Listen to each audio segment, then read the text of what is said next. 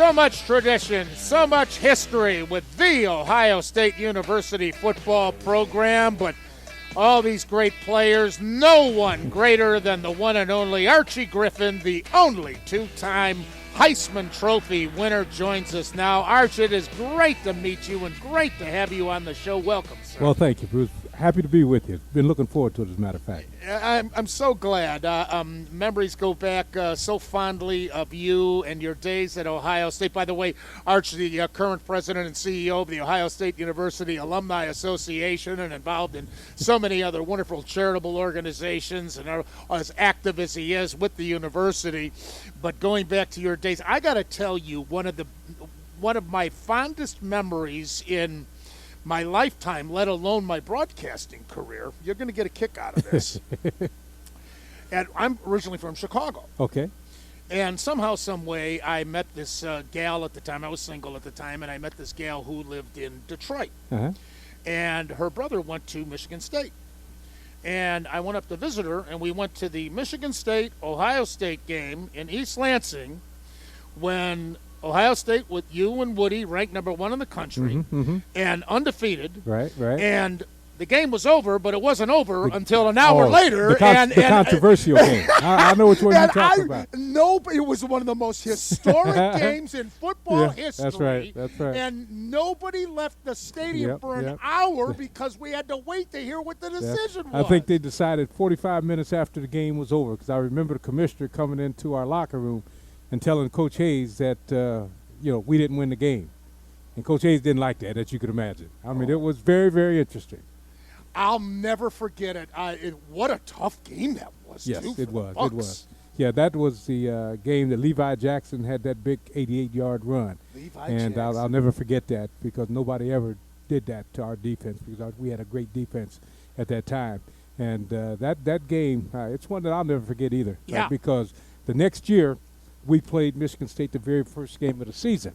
And usually during the off-season, we usually prepared for Michigan. But this time, in the off-season, we prepared for Michigan State. And I don't know if you remember this, but we went up there and beat them again, because we had to play them there 2 years in a row. We went up there and beat them 21-0.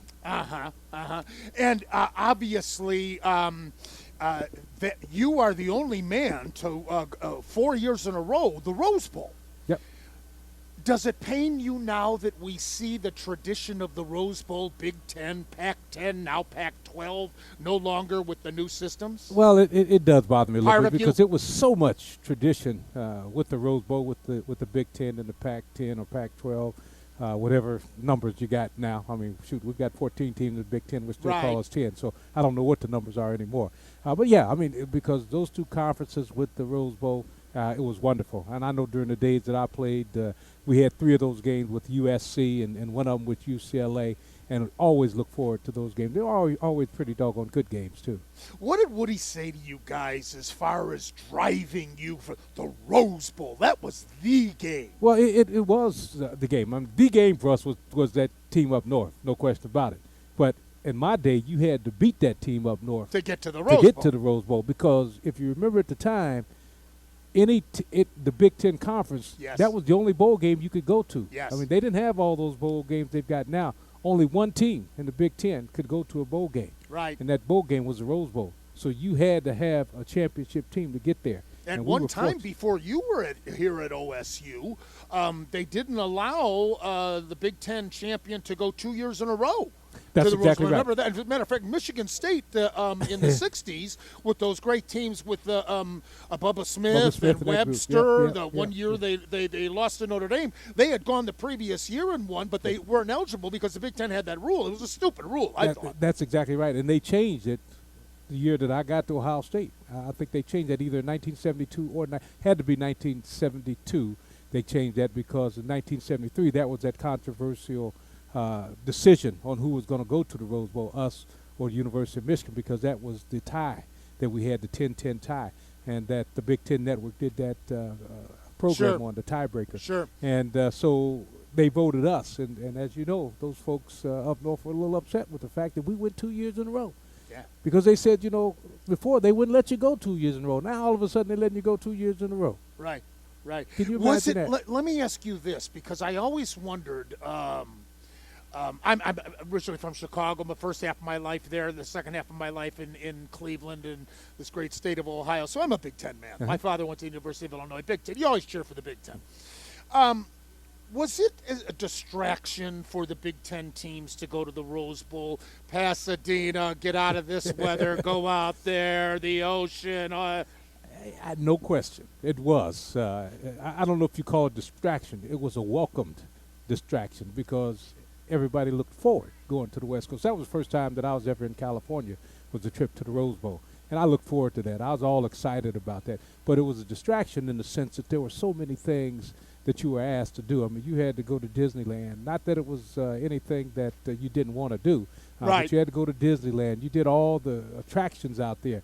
And we usually played a team from out there. I was going to say, I'm looking at your forward. You had USC and UCLA the 4 years off. And they're very familiar with that. So it's it was just like a home them. game for them. Yeah, no question about it. But we enjoyed going out there. No question about that either. We got to know people out there since we went 4 straight years. How do you like the system now? Well, you know, I like the system now, but I got to tell you, I truly believe that they're going to have to get to 8 teams or maybe even 16 teams to really make that thing work the way that they want it to work. Because there's all kind of controversy going on with this 4-team situation. A lot of teams with 1 loss, you know, these are people that have to decide, you know, what 4 teams decide to go. I mean, when you look at it, Florida State's a team that hadn't lost in 2 years, yet they're number 4 in the ratings. Now, how does that happen? They're lucky, though. They have about 6 games. Yeah, but the fact of the matter is this. They were the champions last year, and nobody's unseated them. So how can you put them at 4? I know. And these other teams have a loss, and they hadn't lost yet, even though they've had some close games. And if you look back to our 2002 team, how many close games did we have? But we won that national championship. We had a bunch of close games. That's true. Well, when Urban was at Florida, he had a couple of close games absolutely. when they wound up beating Tressel and Ohio That's State. Right, exactly. He had a couple of close games that year. Right. But what do you think, again, we're Big Ten roots here. What do you think, it's not going to happen this year, but 2 teams from the Southeastern Conference, even though you could legitimately make a case that in a certain year they deserve to be in the top 4? I don't believe in that 2 teams from 1 conference. I believe that people want to see a broad-based representation in that game. I believe that's what people want to see. The 2 teams in the Southeast Conference, they've already played during the course of the year somehow or other, because if they're the 2 best, then they're going to have to but meet isn't the goal, each other Arch, somewhere. to get the 4 best teams in the country? Well, that's what they say, but you also got to find out what people want to see too. I don't think people want to see 2 teams from the same conference. I mean, this is not a LSU and Alabama have a repeat a few years ago. Right. This is not a basketball where you have 64 teams or 70 teams. How many teams we got in basketball anymore? Right. You know, you have a small number. So with that small number, I think people want to see a broad. But this is better than the BCS with the 2. I've used so many examples over the years. I hated that system. And I had Mr. Hancock on the show several. He's a stand-up guy. The first time I had him on, I really grilled him. Man. He's a stand-up gentleman. He came back numerous times since, Arch, I got to tell you. But do you remember the year that Tuberville was at Auburn and was undefeated and got screwed out of the national championship? It was Southern Cal and Oklahoma played in Southern Cal. I do remember that. Yeah. I mean, there was really an inequity with 2. This is flawed, but it's better. Yeah. I mean, and that's what they're working towards, getting better. I truly believe later on when this contract's up, you'll see at least 8. I really do. How long does this contract go? I don't even know. I think it's 5 years. I'm not absolutely sure. Yeah. What do you think of our chances? Oh, I think we got a good chance. I think we've got to win this football game on Saturday if we can win. What a shame with Barrett. First Miller and then now Barrett. Yeah. We've had some bad luck in that way, but at the same time, Urban recruits outstanding athletes, and you know in the game of football, it's next man up, and I feel very confident in Cardale. I think this is his big opportunity, and he's looking at that as that big opportunity for him to get up and show what he can do. Yeah. And he's got a great cast around him. I mean, I feel real good about our offensive line right now. As a matter of fact, I think he's in a better situation than JT was when he took over, because those guys were brand new when JT took over, but now they're at least pretty seasoned and have gone through just a whole season. So they'll be a great help for Cardale. And then you got Ezekiel Elliott in that backfield. You can get that young man the ball, and he can do some things with that ball. And we've got a lot of talent on the outsides, too. So, I feel pretty confident. I worry more right now about our defense stopping the Wisconsin running game. Because Melvin Gordon's a real deal. There's no question about it. He's about as good as I've seen. Yeah. Got to ask you this one. Should college football players be paid, Archie? Should college football players be paid? I think I won't call it paid, but I think they should be given more. And I've said that for a long, long time. I think they should be given more. They're asked to do more. And in college football now, money's made, ticket costs are high. I do think that they should get more. Does that include basketball? It includes basketball. It includes all the sports as far as I'm concerned. And I say that because of the time that they put into the game that they play. I mean, it's a lot more time than I ever had to put in during my time at Ohio State. And when you look at sports of football and basketball, certainly big dollars have been made. I mean, with the cost of tickets, with the big stadiums and all. Yeah, so I do. I think they should be given more. I won't call it paid. I think they should get up to the cost of attendance. And to me, that's another $200 or $300 a month or so. But I don't call that being paid. I call that getting a little more than they're getting now. Because if you really look at it, they don't get a whole lot more than what I got back in 1972, 3, 4, and 5. And to me, that's a shame. Couple of sad notes here at the university. Noah Spence and Costa.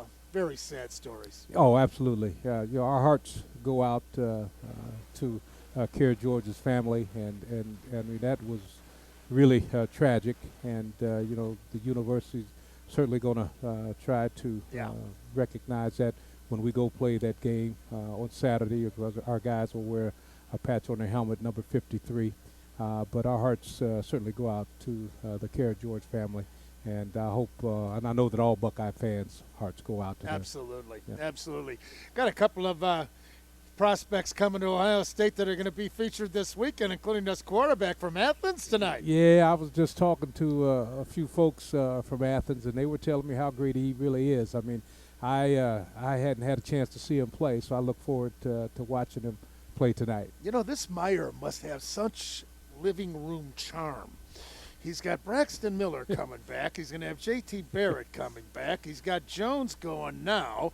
He's got this kid from Athens. He's got this kid from Florida. What's his name? Gibson coming in. My goodness, he's going to – all these quarterbacks want to come to Ohio State. There's only one position, Yeah, but look at this. We're on our third one right now, so we need them. It's like pitching. You can never have enough. That's right. You need them. When I played here at Ohio State, Woody used to talk about the running backs like you need a pair and a spare, so you need at least 3. And I look at it now, we need a pair and a spare at quarterback. Archie Griffin, love you, pal. Well, thank you. Thank you so much for coming on the show. Sure do appreciate let's hear it for Arch, isn't he great? Archie Griffin, the only 2-time Heisman winner. Anybody ever going to do that again? I think so, and I've been saying that for a long time, but I really believe that's going to happen, especially when you find that freshmen are winning the award. And I believe if freshmen can win it, they can't stick around long enough to get it twice. I thought Winston had a real good chance this I did too. And I also thought Johnny Manziel had a good chance. And I also thought Tebow had a good chance. So, I don't know, but I think somebody will do it. Matter of fact, somebody might even do it 3 times. Only one Archie Griffin, that's for sure. We love you, Arch. We'll be back with more on Drennan Live, Championship Weekend on SportsTIme Ohio. Thanks, Arch. Really great.